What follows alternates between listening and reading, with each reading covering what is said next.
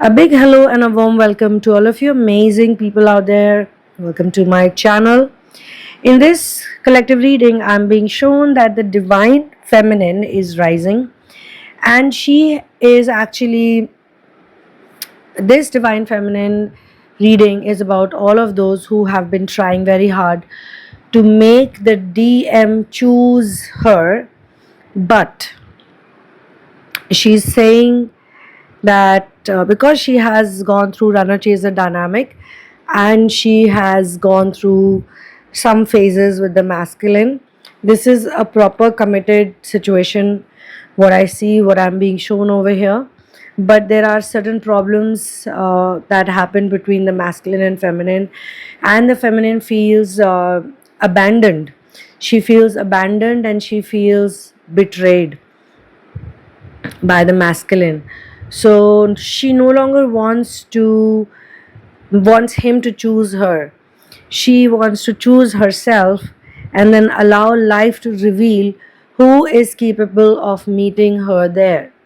Is it the divine masculine or is it somebody else? She's also open to that possibility. Okay. So let's just get into this collective reading.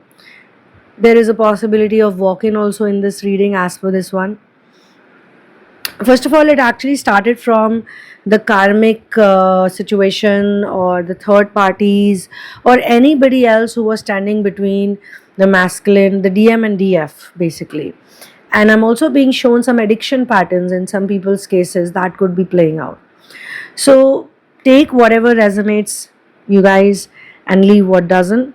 There is a powerful shift happening in the divine feminine consciousness, and the old feminine used to say, or she used to ask, who is she?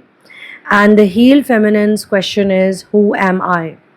This is very different from what she was earlier. The feminine is no longer in competition with another person anymore. Of course, there was a time when she felt all of this, but now she doesn't.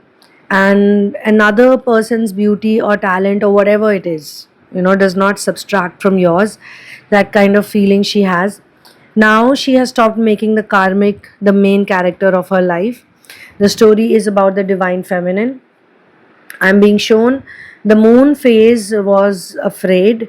There was a lot of weeping, there was a lot of crying, and the moon phase was asking questions like, does he love me? What if he chooses me or not? What if I lose him? These questions were there. Basically, this is not her weakness, but these were unhealed patterns that were asking for safety. Now she's in the Mars phase, which represents action, assertion, courage, and forward movement, even in astrological symbolism. The new frequency says, this is who I am, not please choose me, but I choose myself. So, again, very different energy. Okay, this is the shift from reaction to response. Now, some of you may not be here while you're listening to it, but this is a timeless reading. Maybe after some time it will start catching up with you, or you'll start catching up with it. So the old divine feminine would see something happen in her reality and she would get triggered and then immediately react. But the healed divine feminine pauses, she breathes, she observes. She does not come to immediate conclusions. She does not right away say, oh, I don't want to do this and I don't want to do that and I want this and I want that. She is smart. She knows that there is something called mind that makes people happy or unhappy, and she no longer wants to be ruled by the mind. Okay, so this pause is very powerful that she has learned. She did not know about the power of pausing. Now she knows about it. Now she used to also fear that her destiny is being stolen, and she thought that the trigger is a prophecy, that trigger is a permanent feeling. So a feeling is not necessarily a prediction. The fear says he's gonna leave you, or he misbehaves with you, he's a bad person, he's a bad influence, or he is on a revenge spree, he doesn't like me, he does not prioritize me.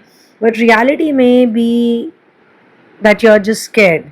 Okay, I'm scared that he's leaving, and you're not coming to solid conclusions. Okay, She is now able to label the fear, and the feminine awareness is so strong that now she's aware when the victim mode is activated, when she is low, when she is negative, and when she comes into her power. Those divine feminines who meditate daily, at least 15, 20 minutes, 30 minutes, you guys are very powerful people. Okay, you should know that meditation, and especially sitting still, is very, very powerful meditation. If you do it even twice in a day is like the great thing, you know. But even if you do once in a day, that's also good enough. Now the feminine is not turning her intuition into hypervigilance. So this is a big problem with a lot of intuitive people. Why intuition becomes their curse is because they sense something, they pick an energy, and then they go all out on it. Like, then it's like they're completely negative.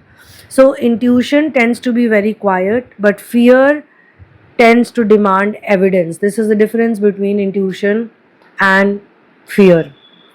When you have good intuition, you will have 100% faith, and you will be very relaxed about it. You're not going to do anything whatsoever. Fear makes you check, fear makes you compare, fear makes you investigate, fear makes you refresh constantly. Fear wants another sign.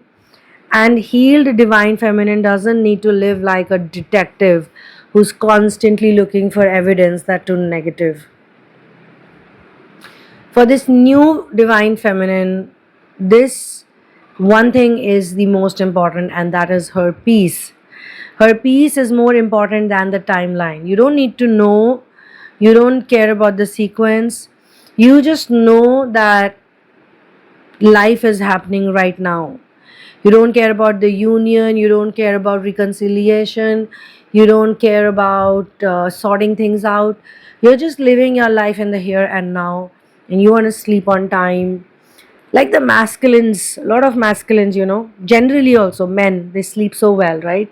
No matter what happens in the day, but they'll sleep well in the night. A lot of women, they are not able to do so. Don't put your life on pause.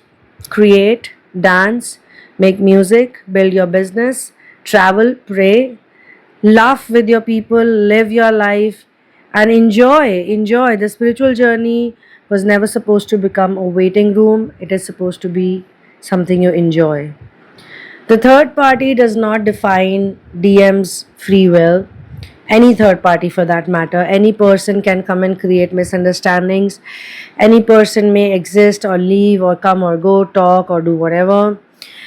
Any other person can influence, like another person or another or other people in general can influence circumstances. One strange expectation some people have on planet Earth is that everything is always going to be nice and hunky dory. That's not how Earth is.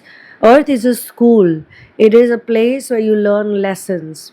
And every day you can learn, and every day you ascend. People's main goal in life is all the great masters. They just want to be in the here and now. Their practice is to stop worrying. They don't want to worry at all. And it takes them time too to reach to that place. But the day you start resonating with this fact that everything is great in the here and now, I mean, that here and now is a point, okay? It's one point, one focal point actually. And it comes with practice. On a daily basis, you have to remind yourself to come back to the here and now, okay? So you don't need to energetically battle with someone else's existence or someone else's lessons or someone else's timeline. The DM's lessons belong to him, okay? If there are patterns that he has to confront, then he must confront them. And you don't have to heal another person's consciousness. So you don't heal the masculine, you only heal yourself.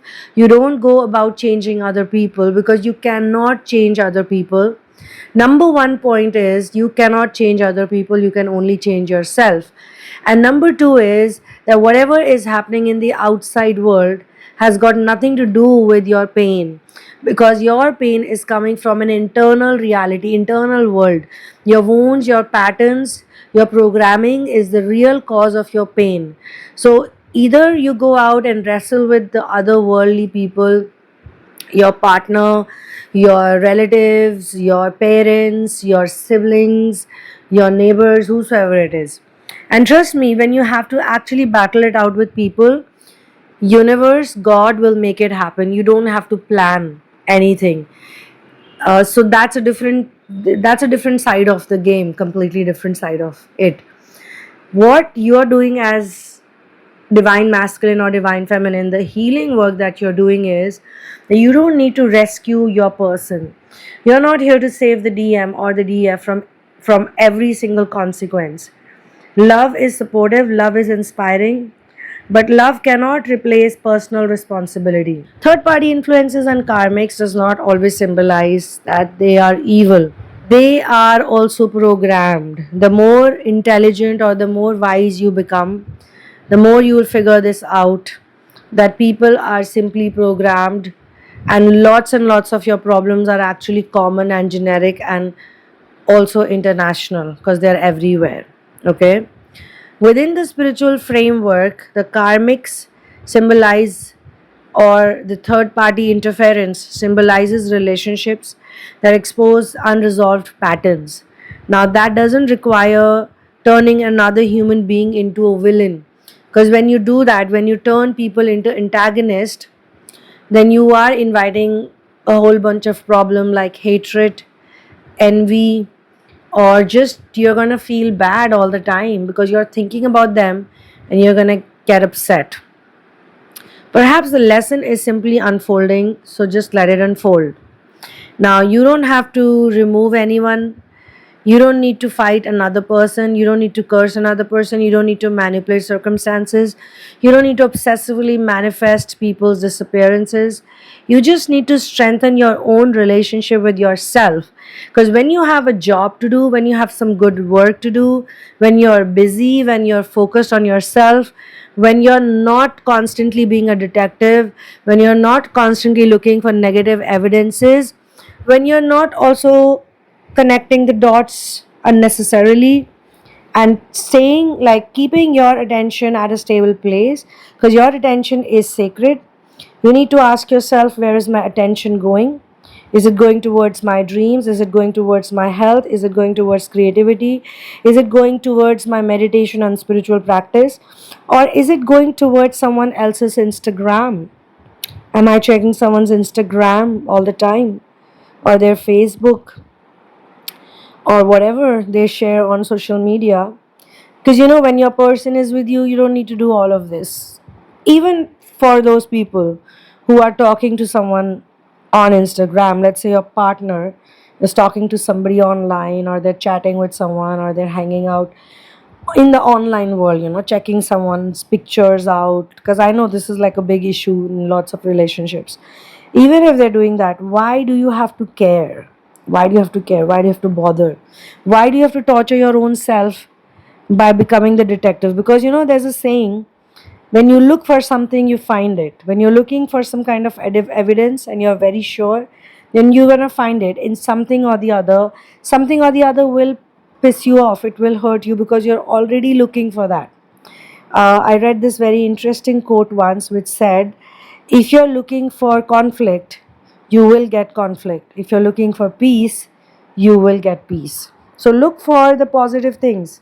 Even in therapy, when I ask people, what do you want? What do you want? I ask them this question. They'll say, I want this, I want that. And a lot of it is very scary and very negative. So it means their focus is on negative stuff. Even when they want something good for themselves, they're actually not looking for something good. They're actually looking for trouble. A lot of trouble, a lot of chaos, a lot of negativity, and a lot of energy is going to go wasted into that. Even when you think about such things, you know that you're not planning for 1 day or 2 day battle. You're planning for whole life to get wasted into a battlefield. Okay? So there's no need for doing that. Keep your attention to simple things, to your peace, to your joy, to your happiness, to becoming a secure person. Okay? A king or a queen doesn't compete with others. If you are a real king and queen, you don't enter the room looking for who's better than me. Your confidence does not require someone else's insecurity. Okay. And your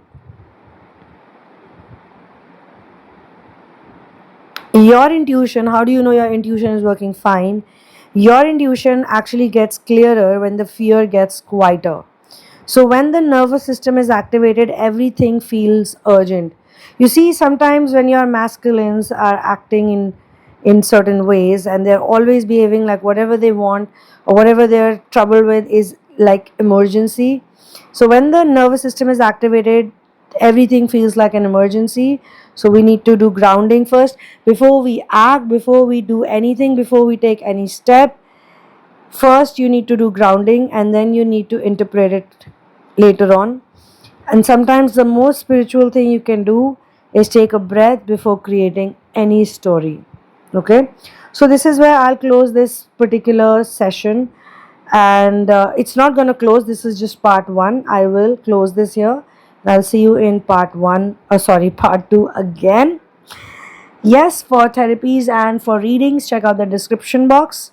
It has all the details. Once you're ready, you can write to me at thesunamoon@gmail.com. You can go for twin flame reading also, which has tarot option, intuitive reading, and even I can check your charts. Now, last thing I want to add here before I close this one is you need to keep returning to source. This is going to really help you. Whenever your mind asks the questions like, what is going to happen to my future? You need to return to the here and now. Whenever your fear tells you something, again, you need to return to the here and now, to source. Whenever comparison begins, again, you come back to here and now. Whenever uncertainty rises, again, you come back to here and now. Okay?